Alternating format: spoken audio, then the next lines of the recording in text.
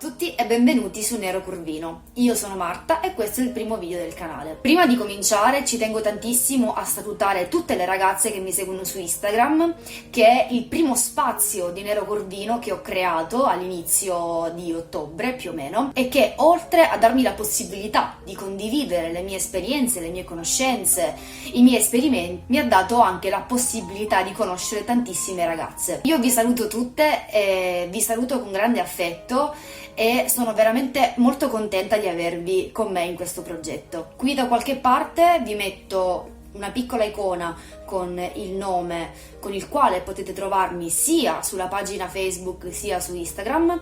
Se vi fa piacere potete seguirmi tranquillamente, altrimenti se non volete non vi preoccupate, non c'è nessun problema. Instagram è il primo social su cui ho creato Nero Curvino e che fondamentalmente è stato quello che poi mi ha fatto capire che dovevo fare qualcosa di più, quindi che dovevo espandermi su una piattaforma un po' più grande, un po' più libera, in modo da poter ben concentrare le conoscenze che ho e le esperienze che ho a livello tricologico. Mi piace pensare a YouTube come una sorta di grande raccoglitore ordinato in cui ognuno può andare a ricercare l'argomento, la tematica che più gli piace attraverso delle playlist. Infatti dai prossimi video in poi vedrete appunto che il canale sarà, diciamo così, organizzato sotto forma di rubriche che poi saranno caratterizzate da delle tematiche. Credo che questo sia anche un modo un po' più veloce, un po' più facile per poter cercare quei video che parlano magari di qualcosa che vi interessa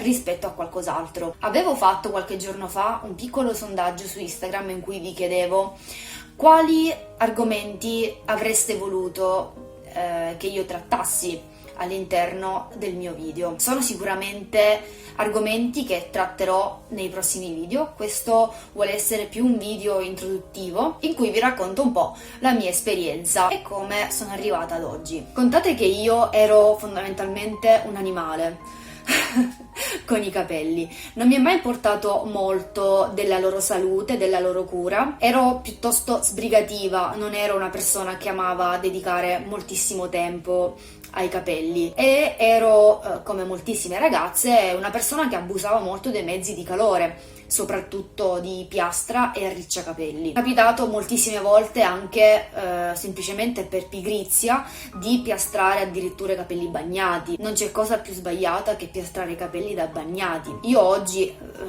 quando ci penso me ne rendo conto e rabbrividisco, però all'epoca non soltanto abusavo dei mezzi di calore, ma li utilizzavo anche nel modo sbagliato. Non che ci sia un modo corretto e indolore di utilizzare i mezzi di calore, però è anche vero che ci sono magari dei modi in cui si può più o meno evitare che il danno diventi particolarmente grave, limitandone l'uso o addirittura magari eliminando direttamente lo strumento che utilizziamo per ottenere magari certe pieghe. Oltre ad abusare molto dei mezzi di calore, ho sempre tinto i capelli con delle tinture sintetiche. A me piaceva tantissimo il nero blu. Facevo le tinte più o meno una volta ogni 2 mesi più o meno, quindi tra l'altro l'ho fatto per moltissimi anni. Contate che io mi tingo dall'età di 16 anni e ho smesso 3 anni fa. Poi sono arrivata alla consapevolezza che i miei capelli si stavano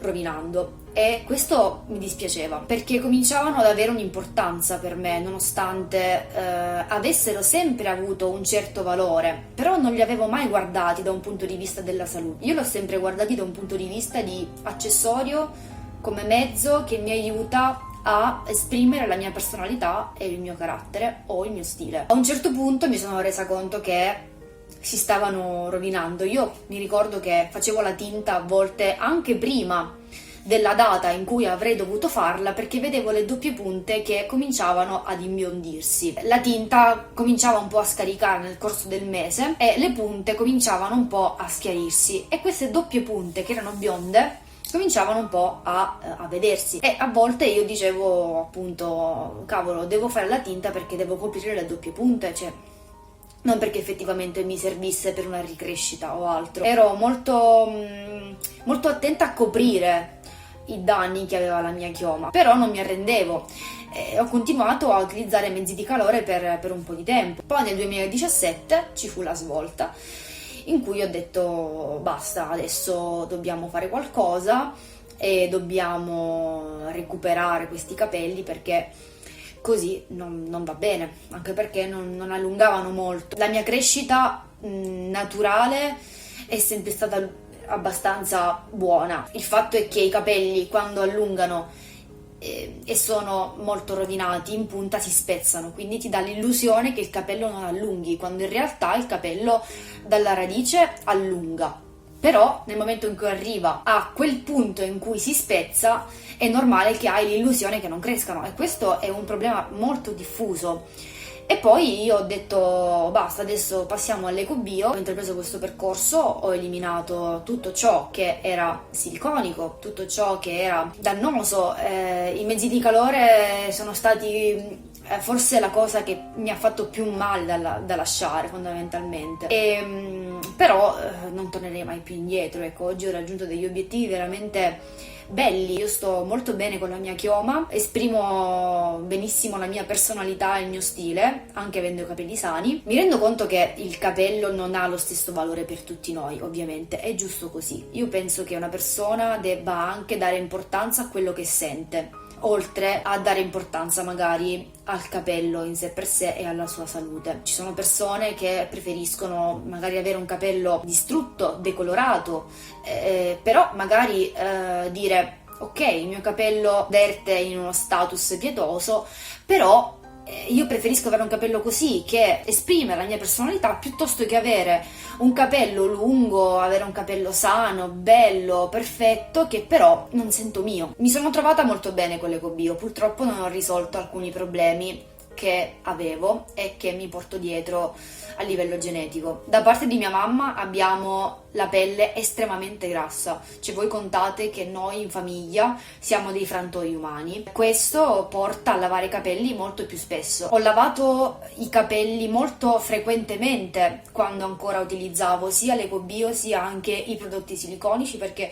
non riuscivo veramente a venire fuori da questo circolo vizioso che ormai si era creato e non riuscivo a non lavare i capelli un giorno sì, un giorno no. Poi col tempo ho capito perché si verificava questa cosa, e per quanto la mia predisposizione genetica non mi salvi totalmente dalla cute grassa, posso sicuramente trovare delle metodologie per conviverci molto bene e sicuramente per non lavare i capelli quasi tutti i giorni. Il Total Natural, che è lo step che ho fatto a marzo, mi ha aiutato proprio in questo. Sono passata a una routine in cui utilizzo solo ed esclusivamente delle materie prime grezze, quindi non compro più prodotti commerciali, shampoo, balsamo, maschere, ormai non fanno più parte della mia routine, semplicemente utilizzo tutti i prodotti che sono anche di uso alimentare. Il mio shampoo ormai è la farina di ceci, i miei trattamenti idratanti o nutrienti sono fatti con gli oli, con i gel, quindi fondamentalmente ho eliminato tutti quei prodotti commerciali che evidentemente non mi aiutavano. Quindi alla fine il passaggio al Total Natural non è stato soltanto una decisione che ho fatto a livello etico o ecologico, ma anche è stata una decisione di tipo necessario, fondamentalmente, perché non riuscivo più a venirne fuori. Il fatto che prima lavassi i capelli un giorno sì, un giorno no, e che adesso li lavo anche una volta ogni 8 giorni è stato un passo enorme, contando che comunque io non ne verrò mai fuori dalla cute grassa perché è una predisposizione genetica della mia famiglia, però convivo benissimo, quindi sotto questo punto di vista non tornerei mai più indietro. Adesso sono praticamente quasi 2 mesi che utilizzo il Total Natural, ho già passato la fase di assestamento, che è una fase che fa diventare pazze tutte le persone che la vivono, mi rendo conto, è una fase veramente